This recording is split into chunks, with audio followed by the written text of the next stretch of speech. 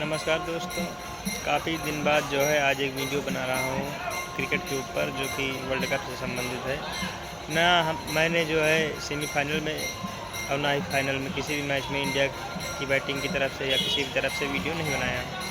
सोचता था कि कोई बात वीडियो बनाऊँ और क्या हो जाए क्या नहीं। खैर, वर्ल्ड कप इंडिया हार चुकी है। आज तीसरा दिन है, 22 तारीख है।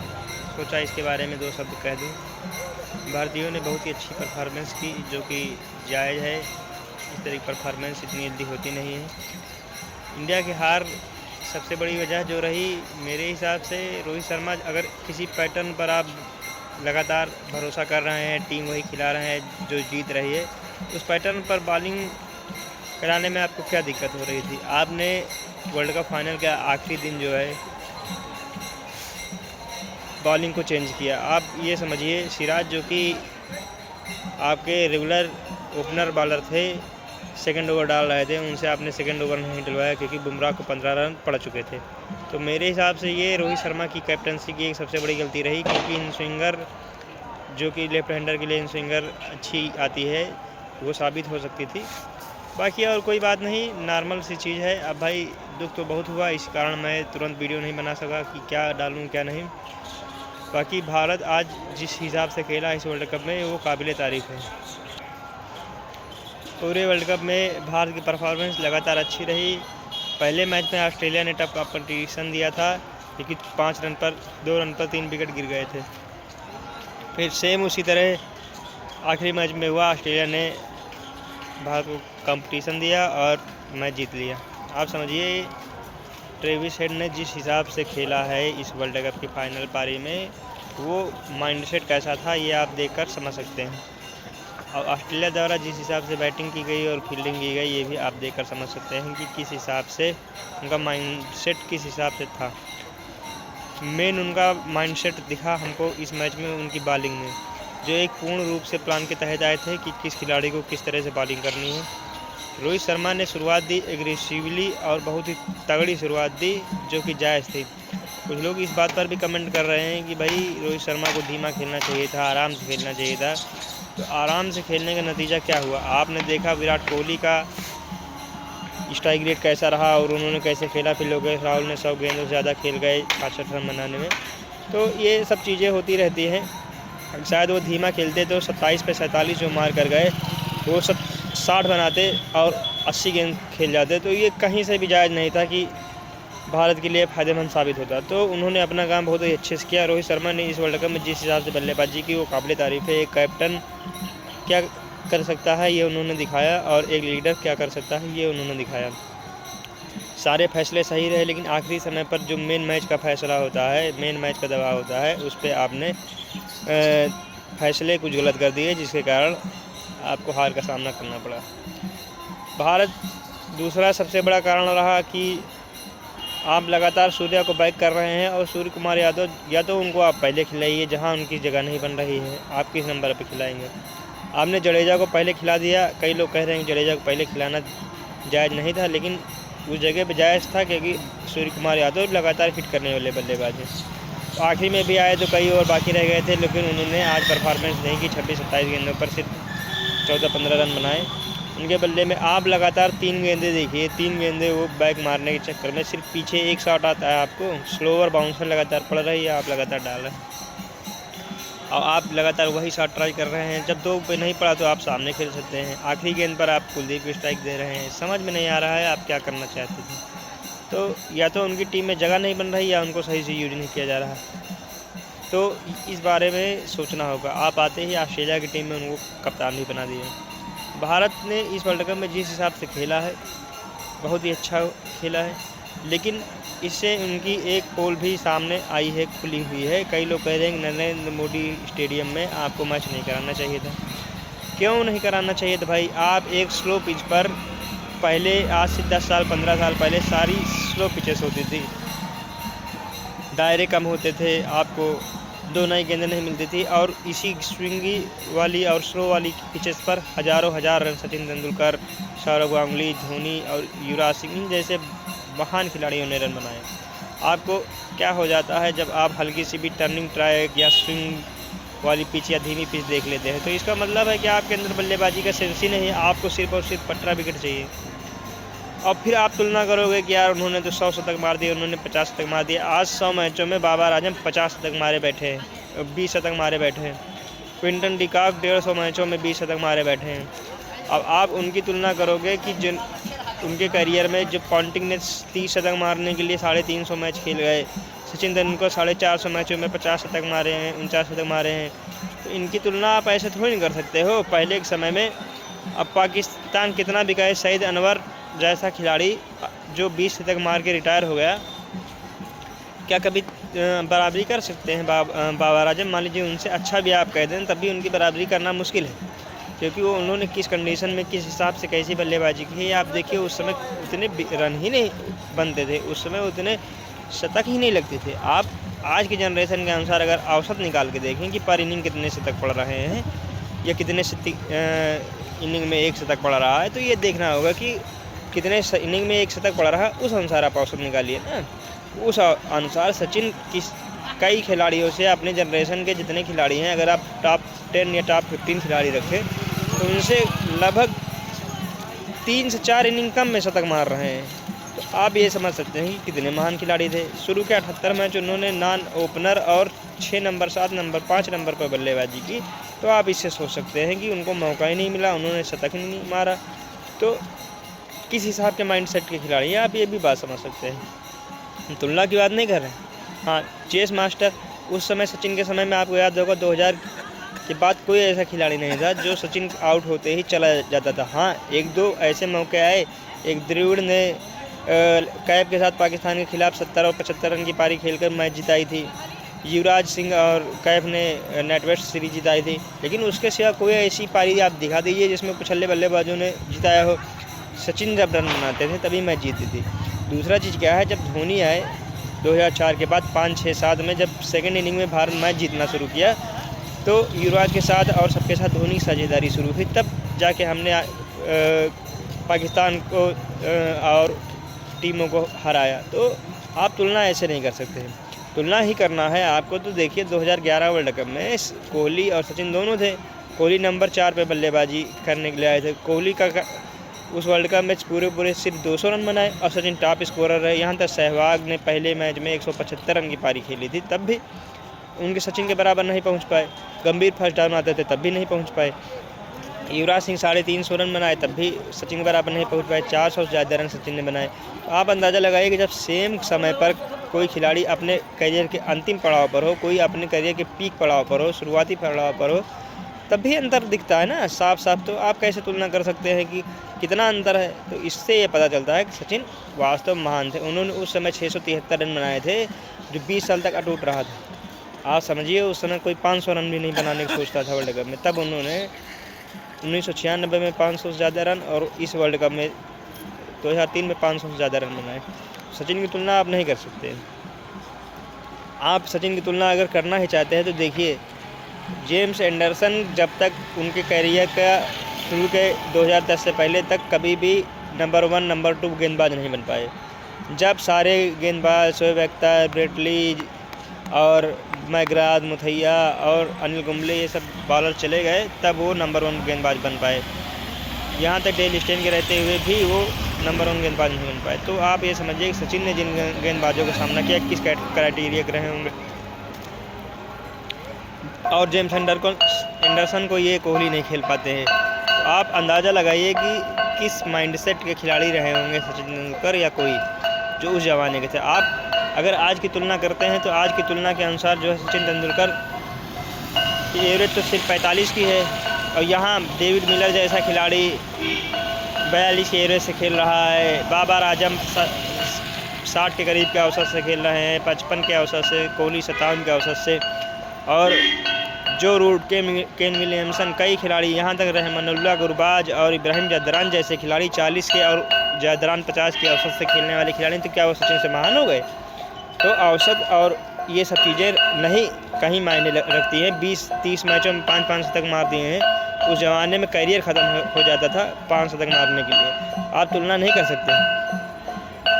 क्यों नहीं कर सकते हैं? हमने आपको बताया कोई खिलाड़ी जो कभी फर्स्ट ना आया हो अपने करियर की शुरुआत में 10 साल तक, वो बाद में आके रैंकिंग में नंबर 1 बन जाए, तो इससे आप बॉलिंग की क्वालिटी का देख सकते हैं कि कितनी गिर चुकी है बॉलिंग की क्वालिटी। T20 के चक्कर में कोई खिलाड़ी स्विंग कहीं आती ही नहीं। जोश हेजलवुड एक ऐसा खिलाड़ी है जो पुरानी टेक्निक से बॉलिंग कराता है, तो जिस दिन हल्की सी भी स्विंग या सीम गेंदबाजी होती है या स्लो पिच होती है तो उनको कोई खेल ही नहीं पाता।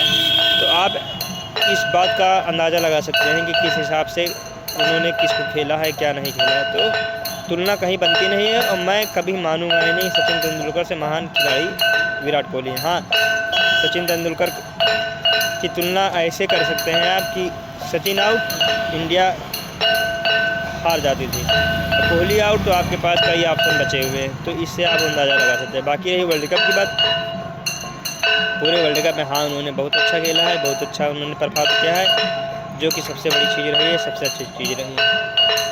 तो कमियां कहीं नहीं है, कमियां बस इतनी थी वर्ल्ड कप फाइनल में कि हमारे अंदर एक फाइनल का प्रेशर जो लगातार चल रहा था, सिर्फ वही एक प्रेशर था। कई लोग प्रधानमंत्री को ट्रोल कर रहे हैं। आपको ये समझना चाहिए कि एक ऐसा प्रधानमंत्री, लोग कह रहे हैं कि कैमरा अपनी राजनीति चमका रहे हैं, नहीं, वो आज से नहीं कई सालों से ऐसा कर रहे हैं कि खिलाड़ी का स्तर बढ़ाने का बहुत ही ज़्यादा प्रयास कर रहे हैं। वो लगातार जाते हैं, खिलाड़ियों से मिलते हैं, उनसे बातें करते हैं। अब हार गई टीम तो ड्रेसिंग रूम में नहीं जाएंगे, क्या तुम्हारे घर जाएंगे? वो तो एक खिलाड़ी के घर तो नहीं जा सकते। तो मेरे हिसाब से ये सब चीज़ें सही रही। बाकी फाइनल में सिर्फ हार होती है और हार भी जाते, लेकिन आपको अपने पैटर्न पर चलना चाहिए था। पैटर्न तब आप फॉलो न करते जब आप डिक्लाइन कर रहे हो या हार रहे हो। यानी सिराज को आपको बॉलिंग जो है पहले देनी थी, और आपको शुरू के 35-36 ओवर में आपने सिर्फ 3 ओवर सिराज को दिए, तो ये समझना चाहिए था। बाकी बॉलिंग ठीक रही, अब क्या कहें, हार गई तो हार गई। और आप ऐसा खिलाड़ी जो वर्ल्ड कप में पूरी तरह से फ्लॉप हो, सूर्य कुमार यादव, उसको जाते ही आप कैप्टन बना देते हैं। खैर T20 में वो उनका परफॉर्मेंस बहुत अच्छा है, नंबर 1 खिलाड़ी हैं, तो T20 में देखते हैं क्या करते हैं। फ़िलहाल मेरे हिसाब से कैप्टन सूर्य कुमार यादव को कतई नहीं बनाना चाहिए था। आपके पास और भी खिलाड़ी थे जिनको आप कैप्टन के लिए देख सकते थे, और उनको आगे ले जाने के लिए आप किसी यंग खिलाड़ी को कैप्टन बनाते जो आगे टीम को ले जाता। बाकी भारत की परफॉर्मेंस वाइज देखा जाए तो प्रत्येक खिलाड़ी ने अपना 100% योगदान दिया। मैं चाहूँगा कि या तो जडेजा को टीम से बाहर कर दिया जाए, नहीं तो फिर उनको अपनी बैटिंग को सुधारना होगा, क्योंकि बैटिंग उनकी इतनी ख़राब हो चुकी है कि कुछ कहने की बात नहीं। अगर आप इतना दबाव ना खेलते, इतने रन ना बनाते, इतनी गेंदें ना खेलते, तब भी कुछ तो ठीक रहता। तो उनकी बैटिंग बिल्कुल भी सही नहीं है, उनको अपनी बैटिंग सुधारनी होगी। खासकर दबाव में आने पर वो रन नहीं बना पाते हैं, तो जडेजा को अपनी बैटिंग सुधारनी होगी। एज हो गई है तो उनको आप टीम से बाहर का रास्ता भी दिखा सकते हैं, क्योंकि कई यंग खिलाड़ी बैठे हुए हैं। कम से कम जैसे आपके पास अक्षर पटेल जैसा खिलाड़ी बैठा हुआ है जिसको आप टीम में लेना ही नहीं चाहते हैं, और वो लगातार परफॉर्म करता रहता है। तो अक्षर पटेल को लीजिए, कम से कम वो टिकेगा नहीं तो आउट हो जाएगा, और आउट नहीं होगा तो कम से कम छक्के चौके मारेगा। तो मेरे हिसाब से अक्षर पटेल जडेजा से ज़्यादा अच्छे खिलाड़ी हैं इस समय। तो ये चेंजेस मैं चाहूँगा टीम में परमानेंटली रहे। और दूसरा एक चीज़ पर मैं ज़रूर बात करना चाहूँगा कि वनडे होता है, T20 होता है। T20 में कोई भी खिलाड़ी 1, 2, 3 ओवर अच्छी बैटिंग करके आपका गेम पलट सकता है, लेकिन वनडे के लिए कम से कम 5-6 खिलाड़ी पूरे मैच में, 2 बॉलर, 3 से 4 बैट्समैन अच्छा खेलने चाहिए, तभी जो है आप वनडे मैच जीतते हैं। वनडे होता है, उसकी प्रेफरेंस अलग है, T20 की प्रेफरेंस अलग है।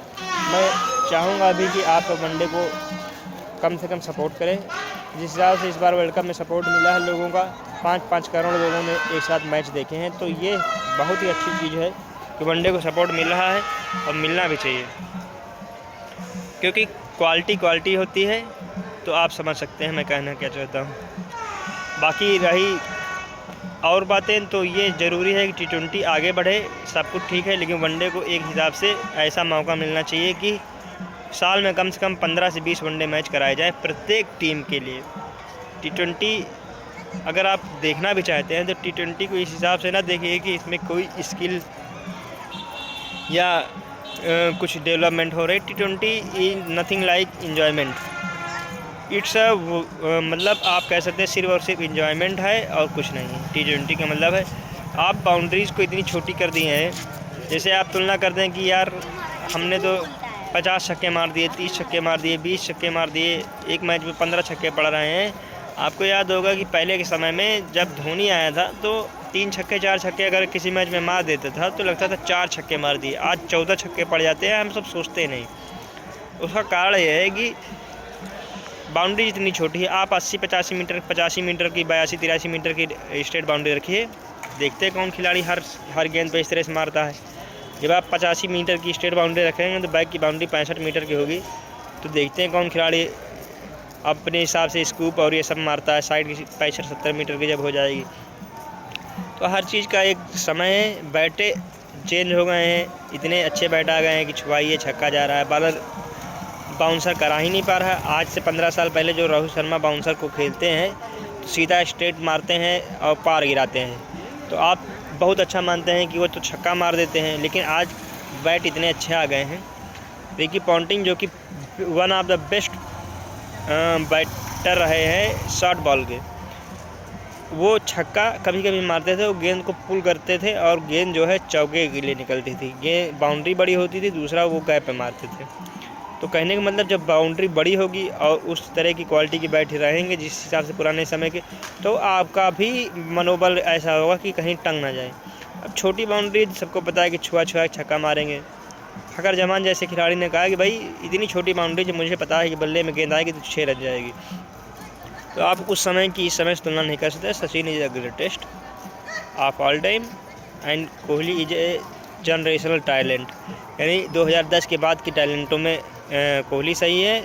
1990 से 2010 के टैलेंटों में सचिन तेंदुलकर बेस्ट है। उससे पहले विवियन रिचर्ड्स थे, भारत में सुनील गावस्कर थे।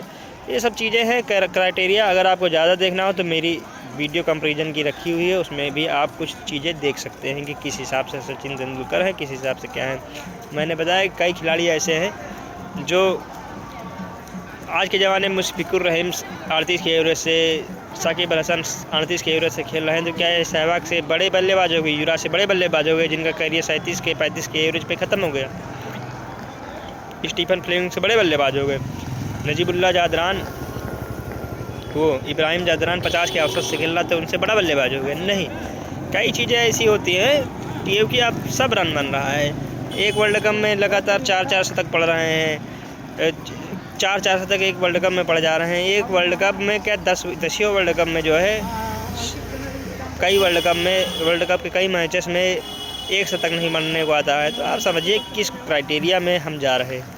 तो हम रन, हाँ ये है कि इनोवेशन हुए हैं, लोग थोड़ा और तेज़ खेलने का माइंड सेट लेकर आए हैं, लेकिन पिचेस भी वैसी हो गई, बल्ले भी वैसे हो गए हैं, दायरे भी वैसे हो गए हैं, रिवर्स स्विंग ख़त्म है। आज एक मैच में रिवर्स स्विंग शुरू हुई तो आप जो है इतना हल्ला कर दिए कि यार नई गेंद से भी रिवर्स स्विंग हो रही है, दोनों तरफ से जो गेंदें हैं। तो समझना चाहिए कि किस हिसाब से बॉलिंग होती है, किस हिसाब से क्या होता है, पहले खिलाड़ी किस हिसाब से खेले हुए हैं।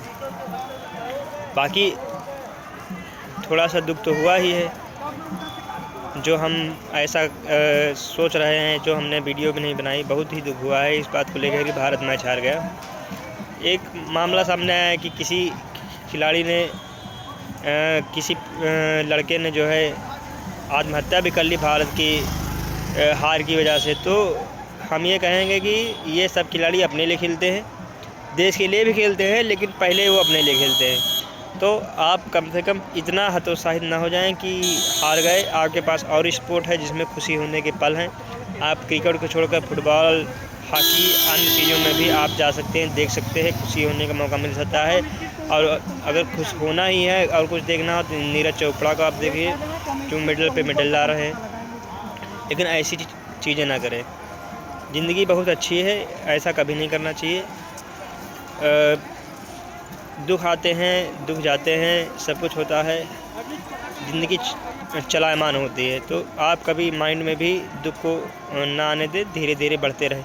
तो हमारा कहने का मतलब है कि बिल्कुल भी इस बात से हतोत्साहित ना हो कि इंडिया जीत गई, हार गई। हाँ, दुख होता है, सब कुछ होता है, लेकिन आप अपने बारे में सोचें, अपने परिवार के बारे में सोचें कि अगर वो जीत भी जाते तो आपको क्या दे देते, कुछ ना देते आपको।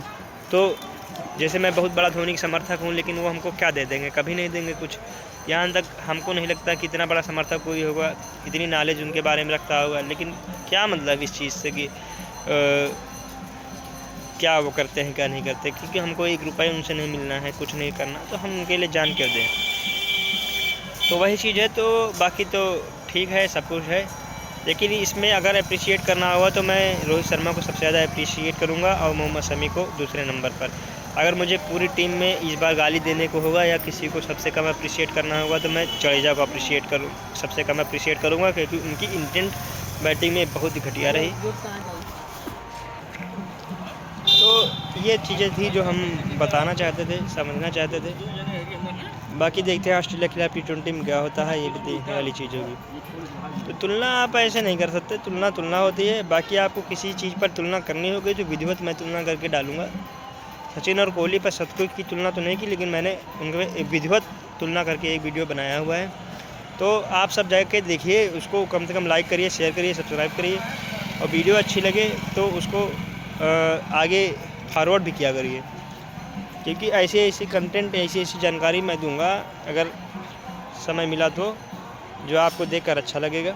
हालांकि मैं एडिट नहीं कर पाता हूं, लेकिन एडिटिंग की ज़रूरत भी नहीं है। जब मैं मुंह से बोल देता हूं हर चीज़, तो मुझे कुछ दिखाने की ज़रूरत ही नहीं है।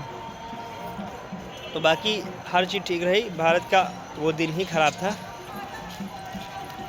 और जैसे क्या होता है कि एक बात पर और कहूँगा, जैसे गौतम गंभीर ने कहा कि भाई टीम अच्छी हो तो टीम जीतती है, ख़राब हो तो ख़राब, कप्तानी से कोई मतलब नहीं है। तो ऐसा कहने वाले कल के मैच में आप देख सकते हैं कि कप्तानी से ही सब कुछ मतलब होता है। पैट कमिंस की कप्तानी अच्छी थी, हालांकि उनकी परफॉर्मेंस भी अच्छी थी। कल के मैच में बॉलिंग उन्होंने 2 विकेट लिए और बहुत ही कम रन दिए, 36-37 रन दिए, लेकिन कप्तानी उन्होंने दिखाई, कप्तानी कैसे की जाती है। प्लान के तहत है सब कुछ। तो कप्तान होता है। अब चाहे धोनी की किस्मत कहिए या कुछ भी कहिए, धोनी तो धोनी थे। उन्होंने वर्ल्ड कप जिताए, T20 और कई ट्रॉफी जिताई, तो आप उनकी तुलना नहीं कर सकते। कप्तान होता है। कप्तान का बहुत ही अहम योगदान होता है किसी भी टीम को आगे ले जाने में। बाकी सब ठीक है, जिम्मेदारी से रहना। जैसे धोनी आखिरी में आते थे तो वो जिम्मेदारी समझते थे कि हम तो हैं, और लोगों को भी ये विश्वास रहता था कि धोनी तो है आखिरी में, तो हम इस हिसाब से खेल सकते हैं। तो ये मतलब पीछे से टीम को चलाने के लिए बहुत ही ज़रूरी होता है कि कोई न कोई ऐसा खिलाड़ी रहे। तो बाकी ये तो इस बात पर रही। बाकी किसी की कंट्रोवर्सी में हमको नहीं पड़ना। जिस मैटर पे आपको वीडियो चाहिए वो हम बना देंगे। बाकी धन्यवाद। जय हिंद, जय भारत।